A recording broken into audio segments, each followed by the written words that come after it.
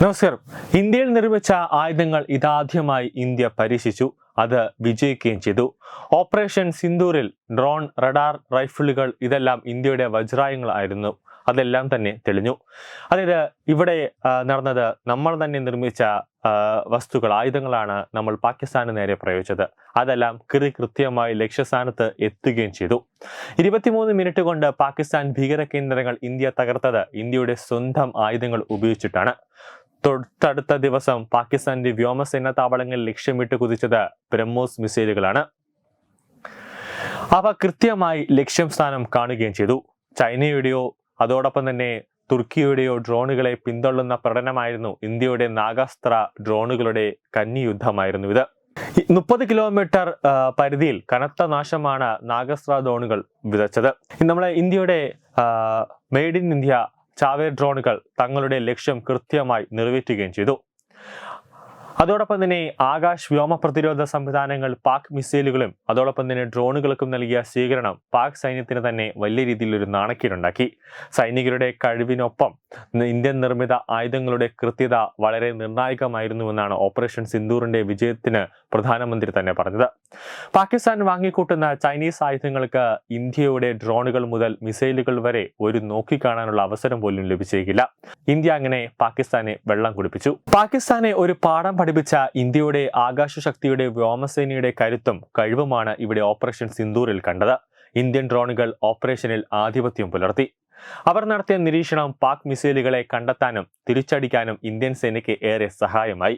കുറഞ്ഞ ചെലവിൽ മികച്ച ആയുധങ്ങൾ നിർമ്മിക്കുന്നത് രാജ്യസുരക്ഷയ്ക്ക് ഏറെ സഹായമാകുമെന്നും ഇന്ത്യ തിരിച്ചറിയുകയും ലോകത്തെ കാട്ടിക്കൊടുക്കുകയും ചെയ്തു. അതാണ് ഓപ്പറേഷൻ സിന്ദൂറിന്റെ മറ്റൊരു മേന്മ. റഷ്യൻ സഹായത്തോടെ ഇന്ത്യയിൽ ജെറ്റ് എങ്ങനെ നിർമ്മിക്കുന്നത് ഉൾപ്പെടെയുള്ള കാര്യങ്ങൾ, അതായത് തേജസ് പോർ വിമാനങ്ങൾ നിർമ്മാണത്തിനേറെ സഹായകരമാകും. ആകാശശക്തി ഇനിയും വർദ്ധിപ്പിക്കണമെന്ന മുന്നറിയിപ്പാണ് ഈ യുദ്ധം ഇന്ത്യക്ക് നൽകിയത്.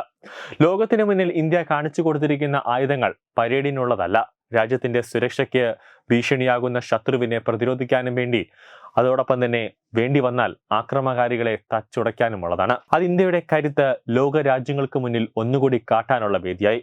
ഒപ്പം പാക് നുണ പ്രചാരണങ്ങൾ ലോകത്തിന് മുന്നിൽ തകർത്തെറിയാൻ ഇന്ത്യയുടെ സാങ്കേതിക ടീമിനും ഇന്ത്യയുടെ വിജയത്തിന്റെ അക്കം കൂട്ടി. ഓരോ ദിവസവും പാകിസ്ഥാൻ പറയുന്നു ഇന്ത്യയിലെ ആ സ്ഥാനങ്ങൾ, അതായത് ഈ ഇന്ന വ്യോമ കേന്ദ്രങ്ങൾ നമ്മൾ തകർത്തെറിഞ്ഞു, ഇന്ത്യയുടെ ഈ സൈനിക ക്യാമ്പുകൾ നമ്മൾ തകർത്തെറിഞ്ഞു എന്നൊക്കെ പറയുമ്പോൾ വൈകുന്നേരങ്ങളിൽ വിദേശകാര്യ മന്ത്രാലയം അതോടൊപ്പം തന്നെ പ്രതിരോധ മന്ത്രാലയം ഒരു മീറ്റിംഗ് കൂടുമായിരുന്നു. അതായത് വിദേശകാര്യ സെക്രട്ടറി വിക്രം മിശ്രയും അതോടൊപ്പം തന്നെ ഇന്ത്യൻ ആർമിയുടെ കേണൽ സോഫിയ ഖുറേഷിയും അതോടൊപ്പം തന്നെ വ്യോമിക സിംഗും അടക്കം മീറ്റിംഗ് കൂടി പറയും. തെളിവ് സഹിതം കാണിക്കും. ഇപ്പോൾ തന്നെ ഉണ്ട്. പാകിസ്ഥാൻ പറഞ്ഞത് നമ്മുടെ ഭാരതത്തിന്റെ ഈ മേഖല തകർത്തു എന്നാണ്. അപ്പോൾ തന്നെ അവർ പ്രൊജക്ടറിലിട്ട് കാണിക്കും, ഈ മേഖല കൃത്യമായി തന്നെയുണ്ട്, ഒരു പ്രശ്നവും പറ്റിയിട്ടില്ല. മറിച്ച് പാകിസ്ഥാന്റെ ഈ എയർബേസ് ക്യാമ്പ് മുമ്പ് എങ്ങനെയായിരുന്നു, ഇപ്പോൾ എങ്ങനെയാണ് എന്ന് അവർ കൃത്യമായി തന്നെ കാണിക്കുന്നുണ്ട്. കൂടാതെ പഞ്ചാബിൽ ആദംപൂരിൽ വ്യോമസേനാ കേന്ദ്രം അടക്കം പാകിസ്ഥാൻ തകർത്തു എന്നാണ് അവകാശപ്പെട്ടത്. അവിടെയാണ് ഇന്നലെ നരേന്ദ്രമോദി അപ്രതീക്ഷിതമായി പറന്നിറങ്ങി പാകിസ്ഥാന് കാണിച്ചു കൊടുത്തത് തകർന്നിട്ടില്ല വ്യോമ കേന്ദ്രം, അതുകൊണ്ടാണ് ഞാൻ ഇവിടെ തന്നെ നിൽക്കുന്നതെന്ന്. ന്യൂസ് ഡെസ്ക് തത്വമൈ ന്യൂസ്.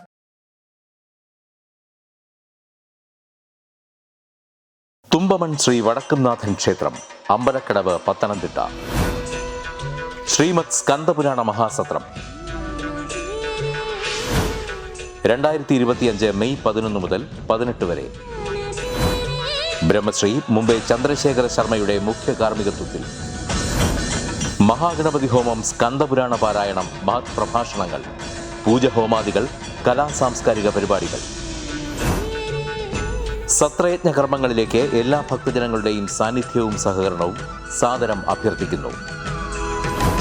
മഹാസത്രവേദിയിൽ മെയ് 18 പഴനി അരുൾമിക ദണ്ഡായുധപാണി സ്വാമി ദേവസ്ഥാന അർച്ചക സ്ഥാനികർ ശ്രീസെൽവ സുബ്രഹ്മണ്യ ശിവശാരിയാരുടെ മുഖ്യ കാർമ്മികത്വത്തിൽ നടക്കുന്ന അതിശ്രേഷ്ഠവും സർവൈശ്വര്യദായകവുമായ സ്കന്ദഹോമം. സ്കന്ദമഹാപുരാണ സത്രത്തിന്റെ ആദിമധ്യാന്തമുള്ള സമ്പൂർണ്ണ തത്സമയ കാഴ്ച തത്വമയി നെറ്റ്വർക്കിൽ.